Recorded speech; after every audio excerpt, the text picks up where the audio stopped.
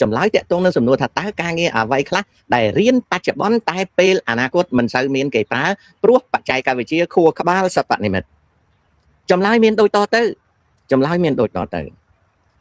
នៅក្នុងដំណើរនៃសង្គមមនុស្សតាំងពីសម័យរៀបចំជានគរពីព្រោះមនុស្សយើងវាកើតអញ្ចឹងណាគាត់ណាមនុស្សយើងកើតដំបូងហ្នឹងគេហៅថាពេណូមនុស្សវាជា primate វាជា nominate វាជាមនុស្សវាកើតឡើងដែលចាប់ផ្ដើមដំបូងហ្នឹងគឺវាកើតឡើងជាពេណូមនុស្សតាំងពី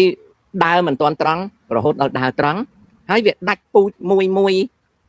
ឬក៏វាលាយពូជថ្មីក៏វាកើតមកដល់សម័យបច្ចុប្បន្ននេះដែលយើងនឹងជាពូជមនុស្សដែលគេហៅថា Homo sapiens នៅពេលដែលយើងកសាងសង្គមយើងនឹងមនុស្សចាប់ផ្ដើមពីបណិចរសម័យគឺនៅក្នុងសម័យកាលដែលមនុស្សអត់មានទីតាំងជាក់លាក់អត់មានស្រុកមានភូមិទេហៅថាបណិចរដើរណាបន្ទាប់មកមនុស្សចាប់ផ្ដើមកើតវងដល់បណិចរទៅកើតវងទៅវងហ្នឹងក៏คล้ายទៅជាកលសម្ព័ន្ធទើបមនុស្សហ្នឹងកើតទីតាំងអចិន្ត្រៃយ៍ខ្លះមិនអចិន្ត្រៃយ៍ខ្លះក្នុងសង្គមមនុស្សនៅក្នុងពេលដែលមនុស្សកសាងខ្លួនជាកលសម្ព័ន្ធដល់ពេលក្រោយមកមនុស្សវិវត្តពីកលសម្ព័ន្ធនៅក្នុងកលសម្ព័ន្ធភាពមនុស្សចាប់ផ្ដើមបដិសន្ធិគ្រួសារ family នៅពេលដែល tribal organization established among human យើងចាប់ផ្ដើមណាយើងចាប់ផ្ដើមមាននៅអ្វីដែលហៅថាការកសាងគ្រួសារ the organization of family យើងមានគ្រួសារដល់ពេលយើងមានគ្រួសារមកយើងវិវត្តសង្គមកលសម្ព័ន្ធហ្នឹងឲ្យមកជានគរឲ្យមកជានគរតូចឲ្យមកជានគរធំគេហៅថា fiefdom ឬ kingdom វាកើតនគរដល់នគរហ្នឹងគេកសាងច្បាប់គេកសាងសាសនាអីសពគ្រប់គេមានវណ្ណៈភាពសង្គមអីសពគ្រប់ហ្នឹងក៏គេកសាងបានមកដល់រដ្ឋណារដ្ឋនៅពេលនោះរដ្ឋក៏ចាប់ផ្ដើមរកឃើញនៅបដិសន្ធិនៃរបបគ្រប់គ្រងដែលរបបគ្រប់គ្រងពីដើមមានតែស្ដេចទេណាក្រោយមកក៏គេកសាងចូលមកដល់បច្ចុប្បន្ននេះគេហៅថាយុគសម័យដែលសង្គមមនុស្សមួយចំនួនហ្នឹងកសាងដល់រដ្ឋទំនើបជា modern state មិនទាំងអស់ទេណាតែវាកើតមកដល់យុគសម័យហ្នឹងអញ្ចឹងតាំងពីសម័យនគរមកដល់សម័យរដ្ឋទំនើបការងារគឺវាកើតឡើងវាត្រូវគេបោះបង់ចោលវាកើតឡើងគេពេញចិត្តវាគេប្រើវាគេជួលវាអីសពគ្រប់តែក៏វាគេលែងជួលគេលែងប្រើក៏វាបាត់ទៅពីសម័យនគរគេបែងចែកកម្លាំងការងារជាវណ្ណៈភាពវាមានក្សត្រទទួលបន្ទុកខាងការពារទឹកដីនិងបង្កើតទឹកដីវាមានព្រាហ្មណ៍ទទួលបន្ទុកខាងការអប់រំនិងពិធីការរៀបចំតាក់តែងអប់រំវាមានវៃស្យៈជាសេវាកម្មផ្ដល់ឲ្យហៅថាសេវាករអង់គ្លេសហៅថា service provider វាមានវៃស្យៈបន្ទាប់មកទៀតវាមានសូត្រវាមានពួកសោតដែលគេហៅថាពលករហើយវាមានចែកតូចដតីទៀតដូចជាហៅថា sub outcast ណាអានោះអត់រាប់ទេអញ្ចឹងនៅពេលដែលគេបង្កើតនៅ caste system ហៅថាប្រព័ន្ធវណ្ណៈនៅក្នុងនគរសម័យនគរនៅចិននៅកូរ៉េនៅឥណ្ឌានៅកម្ពុជានៅថៃឡង់នៅអឺរ៉ុបពេលគេបង្កើតហ្នឹងគេកើតដើម្បីអីវាជា management of labor វាជាការបែងចែកនៅការងារមនុស្សពេលហ្នឹងការងារកើតដែរណាស្ដេចធ្វើការងារស្ដេចព្រាហ្មណ៍ធ្វើការងារព្រាហ្មណ៍វៃស្យៈធ្វើការងារវៃស្យៈសោតធ្វើការងារសោតអូខេដល់មកដល់សម័យកាលក្រោយចាប់ពីសតវត្សទី18មកដល់សតវត្សទី18នៅពេលដែល kingdom fiefdoms become modern state transit to state and modern state នៅពេលដែលនគរហ្នឹងមកកសាងជារដ្ឋឯរដ្ឋទំនើបហ្នឹងនៅពេលហ្នឹងdivision of labor ហ្នឹងបានត្រូវអ្នកប្រាជ្ញម្នាក់ដែលអត់ល្បីទេនៅសម័យគាត់ហ្នឹងរវាងឆ្នាំ1770អីហ្នឹងវាមានអ្នកប្រាជ្ញម្នាក់គាត់ឈ្មោះ Adam Smith គាត់ឈ្មោះ Adam Smith នៅក្នុងរវាងឆ្នាំ1700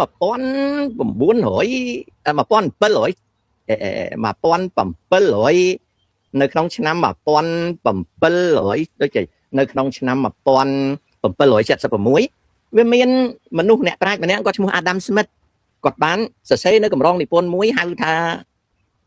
ទ្រព្យសម្បត្តិនៃប្រទេស The Wealth of Nation ណាគាត់ក៏បានបង្កើតនៅទ្រឹស្ដីមួយដែលគាត់ហៅថា Division of Labor តាមការពិតនោះវាមិនមែនអ្នកប្រាជ្ញ Adam Smith ទេជាអ្នកបង្កើតនៅទ្រឹស្ដីបែងចែកការងារគ្នាធ្វើហ្នឹងទ្រឹស្ដីបែងចែកការងារធ្វើវាកើតឡើងដែលមកទល់សប្តាហ៍ថ្ងៃនេះវាកើតឡើងប្រហែលជា 3000 ទៅ 6000 ឆ្នាំរួចមកហើយដូចជានៅ Ancient India ឥណ្ឌាបុរាណវាកើត class system ដូចជានៅ Egypt Ancient Egypt ដូចជានៅ Ancient China ជាដើមអញ្ចឹង division of labor ដែល become concept in the writing of Adam Smith published in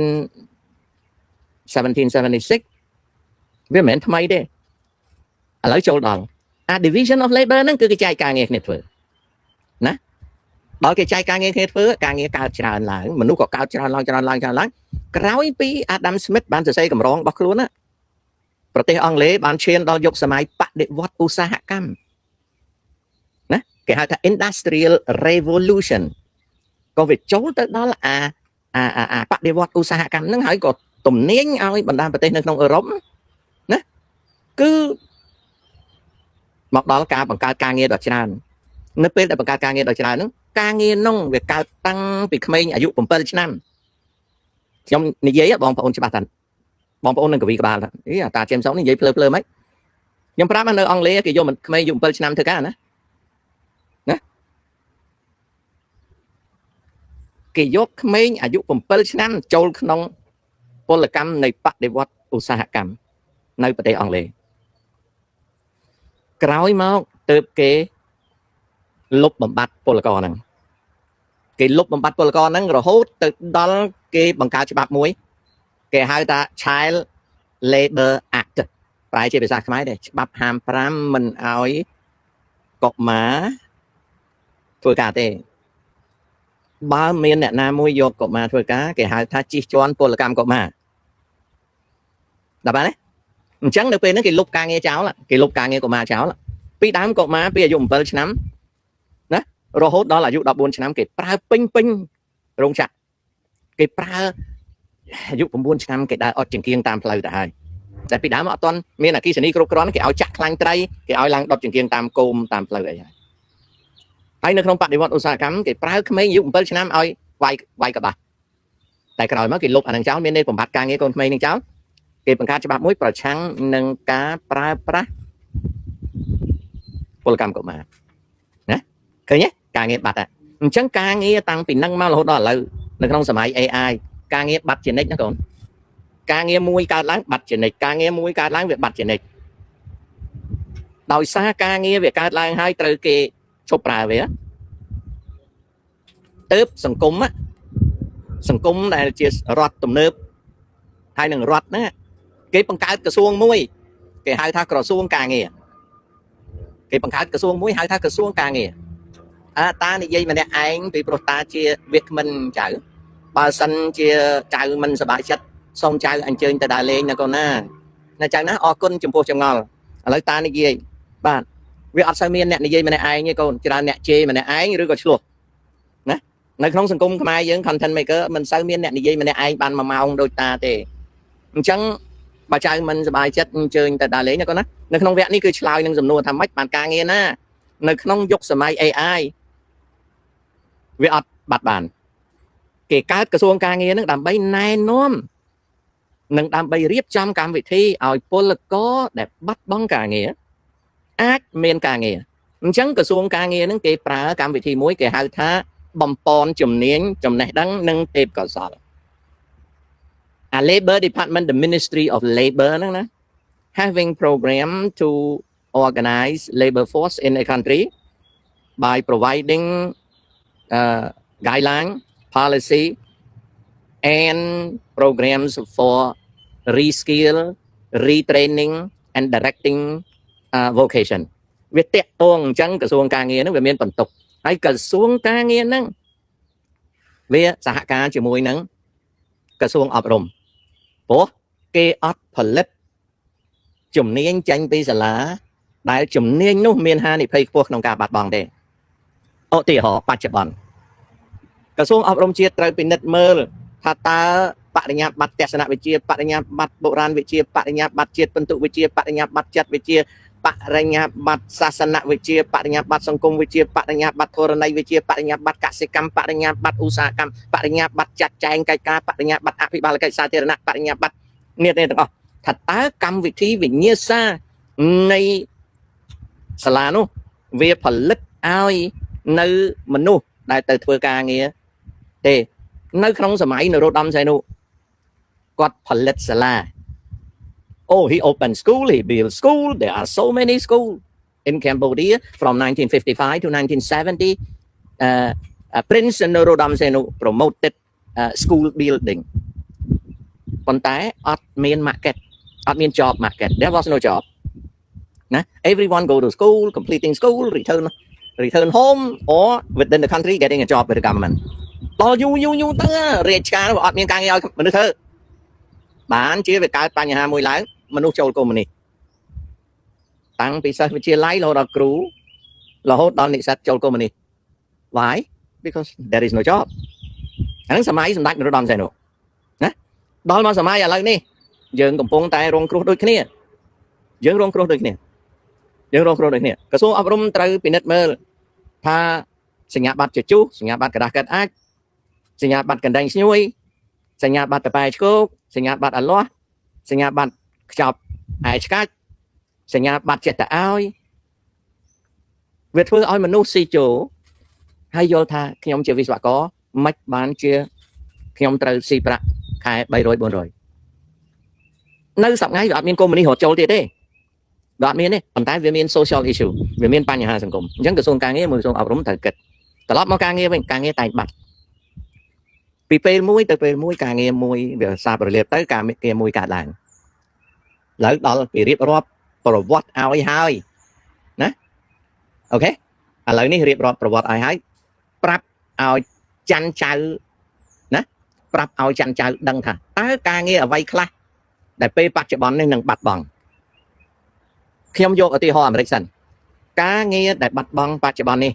នៅសហរដ្ឋអាមេរិកគ្មានអ្នកណារៀន code writing ទេពីព្រោះ code writing នឹងរលុបបាត់ពីទីផ្សារការងា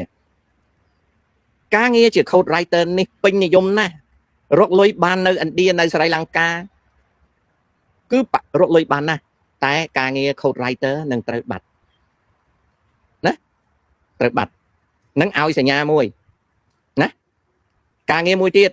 webmaster ណា webmaster អូខេតានិយាយម្នាក់ឯងតែនឿនតាសបាយកូនតានិយាយតាំងពីចេះនិយាយមកតានិយាយម្នាក់ឯងតាំងពីអាយុ9ឆ្នាំតាคล้ายទៅជាវាគ្មិនណាហើយបច្ចុប្បន្នតាផលិតវីដេអូបានជិត 7000 វីដេអូបើរាប់ទាំងវីដេអូក្រៅ channel តាវាប្រហែលជិត 10000 វីដេអូណាអញ្ចឹង code writing អត់មានការងារធ្វើទៀតទេអស់ហើយ AI នឹងលុបវាចោលបន្ទាប់មកទៀត webmaster AI នឹងលុបវាចោលអត់មាន webmaster ទៀតទេ everybody can create website នៅក្នុងរយៈពេលតែមួយប្រព្រឹត្តភ្នែកអូខេការងារសិតតែណាបន្ទាប់មកទៀត software ឬក៏គេហៅ app support ណាដូចតែឧទាហរណ៍ការិយាល័យមួយរោងចក្រមួយឬក៏មន្ទីរមួយគេមាន install word processor គេ install spreadsheet គេ install database តូចតាចឬគេ install PowerPoint ឬក៏គេ install ស្អីៗណាពីដើមវាមានអ្នកជួយបញ្យល់អ្នកធ្វើការឲ្យចេះapplication support តែការងារគេហៅ support desk ហ្នឹងនឹងត្រូវអត់មានទៀតទេណាអត់មាន support ហ្នឹងទៀតទេអាហ្នឹងនិយាយពីរឿង technology តែម្ដងណាបន្ទាប់មកទៀតការងារដទៃដែលការងារក្រៅពី tech ដែលវាបាត់បង់ networking ណា networking ភាគច្រើនវាតាក់ទងនឹង hardware ណាភាគច្រើនវាតាក់ទងនឹង hardware networking វាត្រូវ reskill មានន័យថាម៉េចអ្នកដែលរៀនខាង IT networking ហ្នឹងត្រូវតែ update ឲ្យលឿន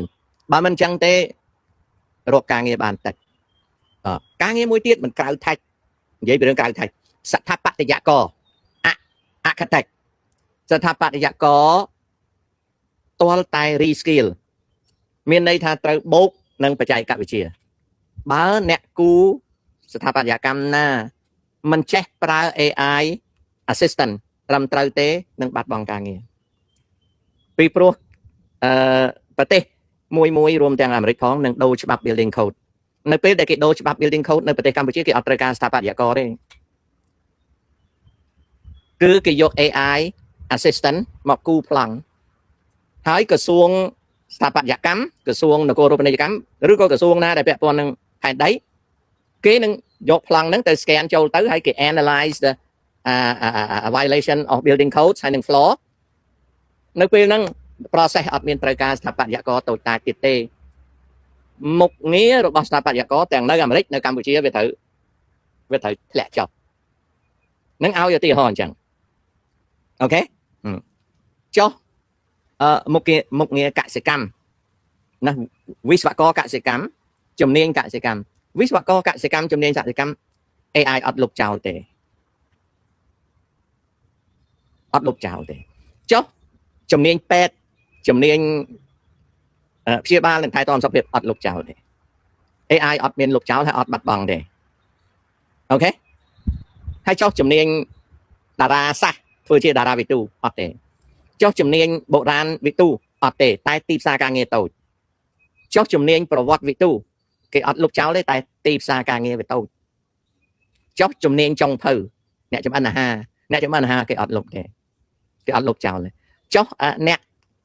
តម្លើងខ្សែអគ្គិសនីគេអត់លុបចោលទេប៉ុន្តែត្រូវ update ខ្លួនឲ្យចេះ electrical code ពីព្រោះថ្ងៃក្រោយទៅក្រសួងនគររូបនីយកម្មគេការពារកុំឲ្យប្រព័ន្ធអគ្គិសនីនៅក្នុងផ្ទះសម្បែងនិងអគារវាឆេះផ្ទះវាមានហានិភ័យខ្ពស់ពេលហ្នឹងគេនឹងប្រើ audit គេហៅថា inspection នៅពេលដែលគេចូលទៅគេ scan environment ហ្នឹងគេដឹងថា electrical components ហើយនឹង wiring ហ្នឹងវាត្រឹមត្រូវតាម code ឬទេ electrician ត្រូវតែ well trained ទៅតាម electrical code អាហ្នឹងអញ្ចឹងចុះ plumber អ្នកធ្វើបំពង់ទៅយកទឹកហើយនឹងទឹកស្អុយទឹកអាក្រក់អត់លុបវាចោលទេ AI អត់លុបវាចោលទេអូខេហើយចុះពេលនិច្ចករអ្នករស់ស៊ីលក់ដូរ AI អត់លុបវាចោលទេប៉ុន្តែការលក់ដូរត្រូវចេះប្រើគ្រឿងម៉ាស៊ីនឲ្យច្រើនឧទាហរណ៍ QR code scanner ត្រូវយល់ដឹងអំពីការការពារកុំឲ្យគេ hack ឬក៏គេលួចលុយបានជាដើមណាជួនកាលយើងគេចេះ scan ជ្រិចយើងលក់អីវ៉ាន់អស់ប៉ុន្តែដល់ធនាគារយើងអត់បានលុយណា retail management AI អត់លុបវាចោលទេការចាត់ចែងលក់រាយ wholesale management អត់ទេ warehousing អ្នកធ្វើការនៅឃ្លាំងនៅស្តុកអត់ទេកម្មករកំពង់ផែជំនាញបែបណានៅក្នុងកំពង់ផែអត់លុបចោលទេប៉ុន្តែត្រូវការ update skill អូខេ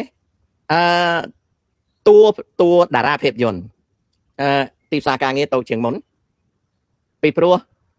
movie production តាំងពីអាមេរិកទៅដល់ប្រទេសទំនើបរហូតដល់ស្រុកខ្មែរវាជួយ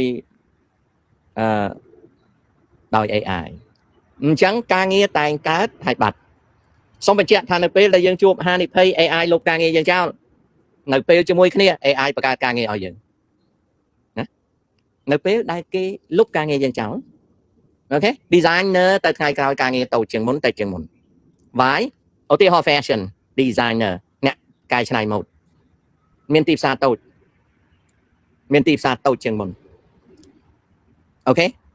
nanocraft អ្នកឆ្លាក់លម្អិត AI take over ណាអានោះគឺអញ្ចឹងសូមបញ្ជាក់ណា international relation AI អត់លុបវាបាត់ទេតែទីផ្សារការងារវាតូចណានៅក្នុងយុគសម័យ AI ក្រៅពី technology ដែលតាក់ទងនឹង chip តាក់ទងនឹង circuit board តាក់ទងនឹងអីហ្នឹង data center អីហ្នឹងគឺការងារនៅក្នុងសុខាភិបាលគ្រូពេទ្យ ជំនួយជាន់ខ្ពស់គ្រូពេទ្យវិជ្ជបណ្ឌិតរងនិងវិជ្ជបណ្ឌិតនិងពេទ្យឯកទេសគឺអត់មានអ្នកណាលុបវាចោលទេគឺកើតបំឡើងឱសថការីអត់មានអ្នកណាលុបវាចោលទេណាអត់មានអ្នកណាលុបវាចោលទេការងារនឹងរីកធំជានិច្ចព្រោះមនុស្សតែងតែឈឺអូខេ